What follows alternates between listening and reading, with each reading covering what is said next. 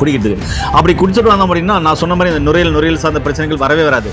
சளி வந்தால் எமன் வருவான். அந்த சளிக்கே சவால் வேற ஒரு அற்புதமான மூலிகை பற்றி நான் பேசிட்டு இருக்கேன். அதாவதுங்க நுரையீரல் சார்ந்த பிரச்சனை வரக்கூடாதுனாக்க அன்னைக்கு இஞ்சி டீ, மல்லி டீ, சுக்கு டீ, ஏலக்கட்டி, லவங்கட்டி, சரிங்களா, இது மாதிரிலாம் கொடுத்தாங்க. இது பார்த்தீங்கன்னாக்க நான் உங்களுக்கு சாப்பிட்டு காமிக்க பாருங்கள், நல்லா இருக்கு. உங்களுக்கு எத்தனை வருஷம் ஆஸ்மா, வீசிங், சைனஸ் சம்பந்தமான பிரச்சனைகள் இருந்தாலும் சரி, தம் அடிச்சு நுரையெல்லாம் குடிச்சவிடா போச்சேடா அப்படின்லாம் நம்முடைய கிராமப்புறங்கள் சொல்லுவாங்க. அப்படி ஆயிருந்தாலையும் சரி பண்ணக்கூடிய மருந்துகள் நம்முடைய சித்த மருத்துவத்தில். இயற்கையை மருந்து சேனலுடைய மேலும் பல பதிவுகளை தெரிந்து கொள்ள இந்த சேனலை சப்ஸ்கிரைப் செய்யவும், பெல் பட்டனை அழுத்தவும். மேலும் மருத்துவரின் ஆலோசனை பெற இந்த வீடியோவில் உள்ள எண்ணிற்கு தொடர்பு கொள்ளவும். இயற்கை மருந்துகளுக்கு வணக்கம். இன்றைக்கி நிறைய பேருக்கு பார்த்தீங்கன்னாக்க காய்ச்சல், தலைவலி, சளி, ஆஸ்துமா, வீசிங், சைனஸ் பிரச்சனை, இன்லர் யூஸ் பண்ணுறேன், நோய் சத்து கம்மியாக இருக்குது, அதனால் அஜீரண சம்பந்தமான பிரச்சனை இருக்குது, ஜீரணமே சரியாகலை அப்படின்னு சொல்லிட்டு நிறைய பேர் சொல்கிறீங்களா. இந்த நுரையீரல் சார்ந்த பிரச்சனைகளுக்கு ஒரு அற்புதமான மூலிகை இங்கே உங்களுக்கு வச்சுருக்கேன். இது எப்படி சாப்பிடணும்னு சொல்கிறேன். காலை மதியம் 2 வேளை சாப்பிட்டா போதும், ரொம்ப பிரச்சனை அதிகமாக இருக்குங்க. இல்லைனா ஒரு வேளை சாப்பிட்டாவே போதும். தேனில் சாப்பிட்லாம், இல்லை சுடு தண்ணியில் சாப்பிட்லாம், சரிங்களா. ஒரு சில பால் பிடிக்குன்னா பாலில் கலந்து சாப்பிட்லாம். இந்த மருந்தை நீங்கள் எடுக்கிற சித்த மருந்து எதாவது இருந்தால் அதில் நீங்கள் ஆட் பண்ணி எடுத்துக்கலாம் அப்படின்னா அதுவும் எடுத்துக்கலாம். அது இன்னும் ரொம்ப அற்புதமாக இதில் வேலை செய்யும். சரி, இதில் என்னென்ன மருந்துகள் இருக்குது, இது எப்படியெல்லாம் வேலை செய்யுதுன்னு இந்த வீடியோ பார்க்கலாம் வாங்க. ஐயா வணக்கம். ஐயா வணக்கம். சொல்லுங்க ஐயா, ஏதோ நிறைய கேட்கணும்னு சொல்லுங்க. ஐயா மூலிகைலாம் நிறையா மருந்தெல்லாம் வச்சுருக்கீங்க. இதில் பார்த்தீங்கன்னா இன்றைக்கி பார்த்தீங்கன்னா இருக்கிற பனி ஓவராக இருக்குங்க. போன வருஷங்களோட இந்த வருஷம் நிறைய பனி இருக்குது. பனினால பார்த்தீங்கன்னா சளி, காய்ச்சல் எப்போ வருது, எந்த நோய் எம்ம வருதுன்னே செய்ய மாட்டேங்குது ஐயா. அதுக்கு பார்த்தீங்கன்னா நீங்கள் பேசிக்கும் போது அருமையான ஒரு மூலிகைலாம் சேர்த்து தயாரிக்கப்பட்ட ஒரு பொடி ஒன்று வச்சுருக்கீங்க. அந்த பொடியில் என்னென்ன மூலிகை கலந்துருக்கீங்க அது கொஞ்சம் தெளிவாக சொன்னீங்கன்னா அது தெரிஞ்சுக்கலாம். ஏன் அடுத்த கேள்விக்கு நம்ம அடுத்து கண்டிப்பாங்க. இதில் பார்த்தீங்க அப்படின்னு சொன்னால் முசுமுசுக்கை, அதுக்கப்புறம் கண்டங்கத்திரி, தூதுவளை, சரிங்களா. அதேமாதிரி திருகடுக்கு என்ன இருக்குது, சுக்கு, மிளகு, திப்பிலி எல்லாம் இருக்கலாம். இது மாதிரி ஒரு பல்வேறு வகையான மூலிகை போட்டு செஞ்சது தான் சாதாரண சூரணம் இது, சரிங்களா. இது யார் வேணாலும் எடுக்கலாம். இது நீங்கள் எடுக்கும்போது உங்களுக்கு நல்லா பசி எடுக்கும், சளி நல்லா கரைஞ்சி போகும். ஒரு சிலருக்கு நுரையில் கெட்டியாக சளி படைஞ்சிருக்கு அப்படின்றவங்களுக்கு கரைஞ்சி போகும்.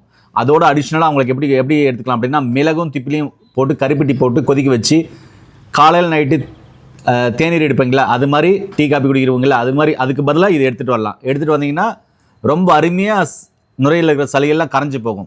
இது எல்லோரும் டீ காப்பிக்கு பதிலாக பால் ஊற்றி சாப்பிட்ற பதிலாக நார்மல் தண்ணி ஊற்றி கருப்பட்டி போட்டு கொஞ்சம் பார்த்தீங்கன்னா சுக்கு, அதுக்கப்புறம் பார்த்தீங்கன்னாக்க மிளகு போட்டு, அதுக்கப்புறம் திப்பிலி போட்டு நல்லா கொதிக்க வச்சு அந்த கஷாயத்தை குழந்தைகள் முதற்கொண்டு நம்ம அதை குடிக்கிறதுக்கு பழகி விட்டோம் அப்படின்னு சொன்னால் ஏறத்தாழ ஒரு 100 நோய்க்கு மேலே வரவே வராது. உடல் ஆரோக்கியமாகவே இருக்கும்.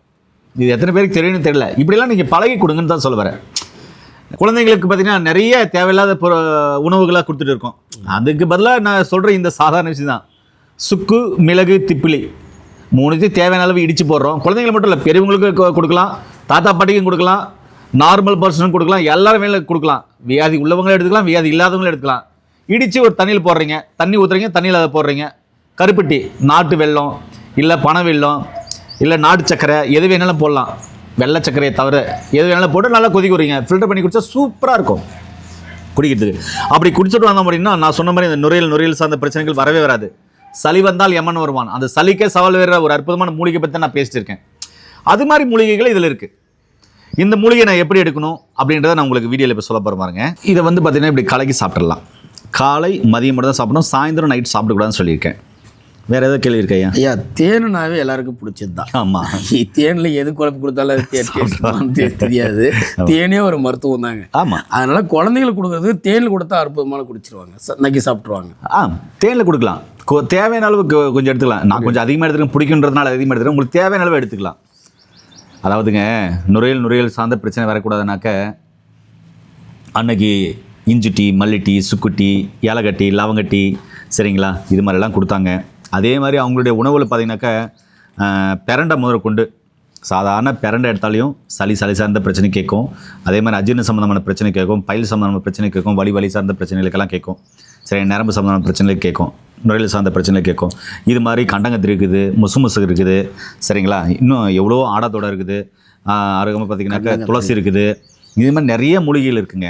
இது மாதிரி மூலிகைகளும் எடுத்துக்கலாம். அதே மாதிரி சாதாரண கொத்தவரங்காய் காலையில் 1, மதியம் 1, சாயந்தரம் 1, நைட் இல்லாமல் சாயந்தரம் 1, 1 2 பச்சையாக கடிச்சு மேட்டு சாப்பிட்டாங்கன்னாவே சாப்பிடவே சளி கரையும்.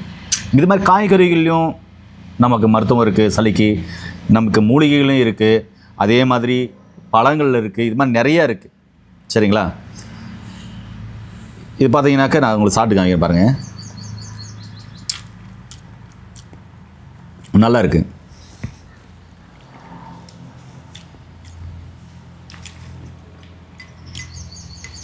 இந்த முசு இருக்கிறதுனால அந்த டேஸ்ட் அப்படியே தெரியுது, சுக்கு டேஸ்ட் அப்படியே தெரியுது. நீங்கள் அதை சாப்பிட்டு காமிங்க, எப்படின்னு சொல்லுங்கள்.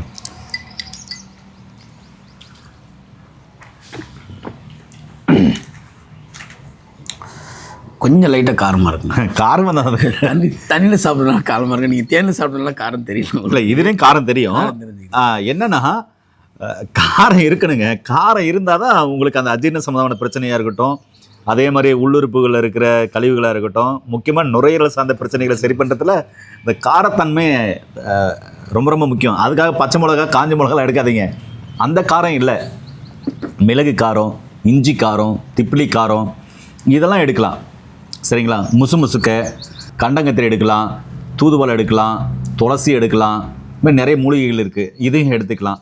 காய்கறிகள் நான் சொன்ன மாதிரி கொத்தவரங்காய் எடுக்கலாம், பீர்க்கங்காய் எடுக்கலாம். இதெல்லாம் சளிக்கு ரொம்ப நல்லா கேட்கும். பழங்களில் நிறைய பேர் சொல்லுவாங்க ஆரஞ்சு, சாத்துக்கொடி இதெல்லாம் எடுத்தால் சளி பிடிக்குதுன்னு. அதெல்லாம் எடுத்திங்கன்னா உடலில் இருக்கிற கெட்ட சளி வெளியேறும். நீங்கள் ட்ரை பண்ணி பாருங்கள், உங்களுக்கு பிடிச்சே எடுங்க, சரிங்களா. இதுவும் எடுக்கலான்னு தான் சொல்ல வரேன். இப்படி எடுத்திங்கன்னா சளி சார்ந்த பிரச்சனைகளுக்கு ஒரு அற்புதமான தீர்வாக இது அமையும். இப்போ நம்ம ஒரு பாட்டில் காமிச்சிருக்கோம். நீங்கள் உங்கள் பிரச்சனைக்கு தகுந்த மாதிரி சொன்னீங்கன்னா இதோட இன்னொரு பாட்டில், அது இல்லாத ஒரு குரு மருந்து எல்லாமே சேர்த்து கண்டிப்பாக படித்த பட்டதாரி மருத்துவர்கள் கொடுப்பாங்க. உங்களுக்கு எத்தனை வருஷம் ஆஸ்மா, வீசிங், சைனஸ் சம்பந்தமான பிரச்சனைகள் இருந்தாலும் சரி, தம்மை அடித்து நுரையெல்லாம் குடிச்சவரா போச்சடா அப்படின்லாம் நம்முடைய கிராமப்புறங்கள் சொல்லுவாங்க. அப்படி ஆயிருந்தாலையும் சரி பண்ணக்கூடிய மருந்துகள் நம்முடைய சித்த மருத்துவத்தில் நிறையா இருக்குது. அது மருத்துவ ஆலோசனைப்படி தான் நீங்கள் எடுக்கணும்னு தான் சொல்ல வரேன். மருத்துவ ஆலோசனைப்படி எடுத்திங்கன்னா அந்த பிரச்சனைகளை மெல்ல மெல்ல நம்மளால் சரி பண்ண முடியும். அதுக்காக அதோடு சேர்த்து உணவியல் முறை, வாழ்வியல் முறை, பேலன்ஸ் டயட், சரிவித உணவு மாத்திரம்னாக்கா எல்லா நோய்களுமே குணமாகும். இதெல்லாம் நம்ம கடைப்பிடிச்சோம்னா ரொம்ப அற்புதமாக வாழலாம், ஆரோக்கியமாக வாழலாம். எனக்கு பாருங்கள், யாருக்குறைய 45 வயசு ஆகுதுங்க. எனக்கு BP, sugar, asthma, wheezing, sinus பிரச்சனை எதுவுமே கிடையாது. ஒரு எந்த கம்ப்ளைண்ட்டும் நல்லா இருக்குன்னு வைங்களேன், நல்லா நிம்மதியாக தூங்குறேன், நல்லா ஆரோக்கியமாக இருக்கேன். ஆனால் நான் கடைப்பிடிக்கிறது ஒன்று, முடிஞ்ச அளவுக்கு உணவியல் முறை, வாழ்வியல் முறையை மாற்றிக்குவேன். அதே மாதிரி என்னுடைய சாப்பாட்டில் பேலன்ஸ் டயட், சரிவித உணவு இருக்கும். முக்கியமாக பசியை எடுத்தால் மட்டும்தான் சாப்பிடுவேன், தாகம் எடுத்தால் மட்டும்தான் தண்ணி குடிப்பேன். பசி அடங்குற வரையும் சாப்பிடுவேன், பிடித்த உணவை சாப்பிடுவேன், தாகம் தீர வரையும் தண்ணி குடிப்பேன். கம்பல்சரி எப்படிப்பட்ட உணவுனாலும் சரி, முடிஞ்ச அளவுக்கு நான் 6 மணி 7 மணி நைட்டு சாப்பிட்டு முடிச்சிடுவேன்.